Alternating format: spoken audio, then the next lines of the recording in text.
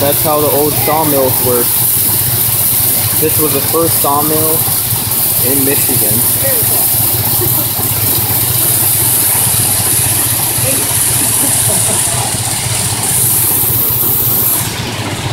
I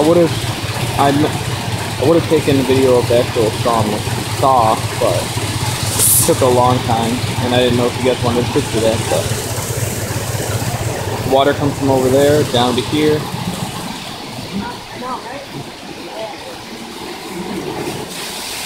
Close the gate up, turn off the water, stop the act. Over there to the light. Flat wheel is the tub wheel. That was to make the sawmill go forward, and this is to make it go back. Reverse.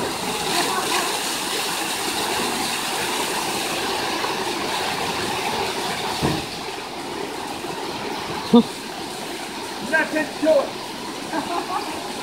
Actually pretty simple once you understand. Yeah.